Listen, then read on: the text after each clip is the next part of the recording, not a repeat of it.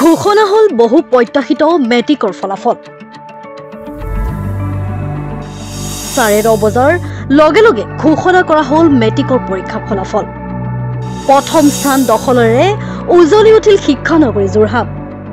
শীৰ্ষস্থানত উজলিল যোৰহাটৰ আমিষী শইকীয়া। দ্বিতীয় স্থানত উজলিল নুনমাটিৰ অসম জাতীয় বিদ্যালয়ৰ সপ্তৰ্ষ বৰদলৈ। তৃতীয় স্থানত যোৰহাটৰ অনিৰ্বাণ বৰুৱাগোহাঁই। মেট্ৰিকৰ পৰীক্ষাৰ ফলাফলত ৰাজ্যৰ ভিতৰত শীৰ্ষস্থানত শিৱসাগৰ জিলা। আজি ঘোষিত হল বহু প্ৰত্যাশিত হাইস্কুল শিক্ষান্ত পৰীক্ষাৰ ফলাফল।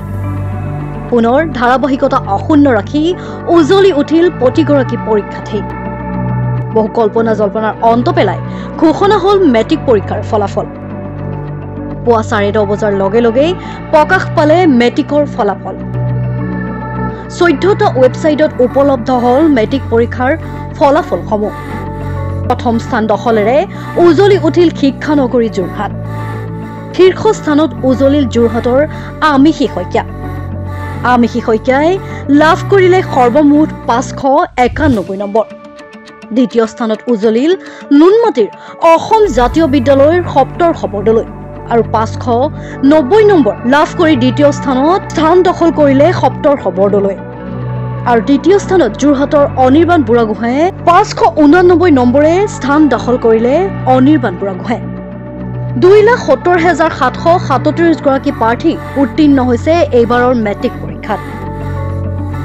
আৰু 63.98% শিক্ষাৰ্থী উত্তীৰ্ণ হৈছে এইবাৰ পৰীক্ষাত। ছাত্ৰৰ উত্তীৰ্ণৰ হাৰ হৈছে 67.59 আৰু ছাত্ৰীৰ উত্তীৰ্ণ হাৰ হৈছে 61.9%। এইবাৰ মেট্ৰিকত প্ৰথম বিভাগত উত্তীৰ্ণ হৈছে 89,041 গৰাকী শিক্ষাৰ্থী আৰু ইয়াৰ ভিতৰত 5,336 গৰাকীয়ে ডিষ্টিংশ্যন লাভ কৰিছে। আনহাতে 16,517 গৰাকীয়ে ষ্টাৰ নম্বৰ আৰু 1,68,312 গৰাকীয়ে লেটাৰ নম্বৰ লাভ কৰিছে।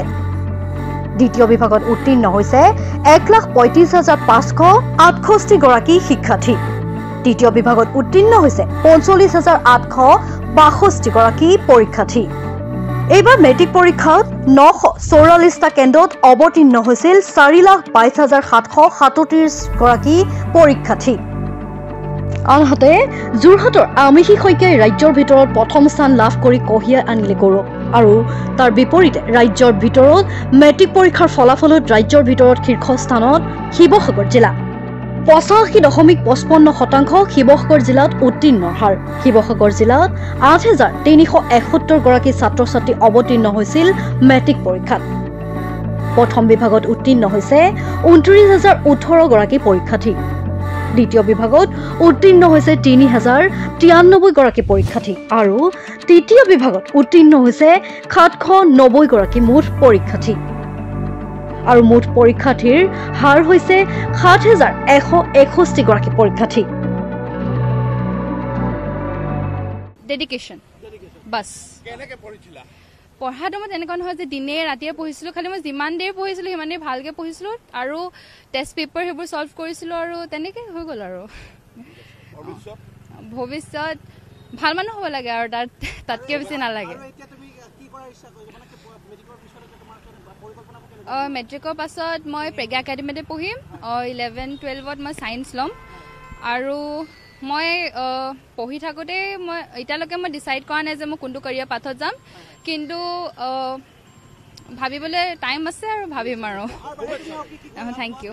হা, মই ডান্সত মোৰ বিচাৰত আছে, ডান্স কৰোঁ মই আৰু এনেই গানো গাওঁ এনেই ঘৰত। আৰু এই নাই ৰ'ব এনে ভাল ৰিজাল্ট এটা হ'ব বুলি আশাটো কৰিছিলোঁ। তেনেকৈ তাই মানে যেনেদৰে যত্ন কৰিছে আৰু ফলাফল পাব বুলি আশা কৰিছিলোঁ। পিতৃ হিচাপে কেনেকুৱা অনুভৱ? পিতৃ হিচাপে এতিয়া কেনেকৈ বুজাম আৰু, মানে মোৰ ৰিজাল্ট শুনি প্ৰথম চকু পানী ওলাইছে আৰু।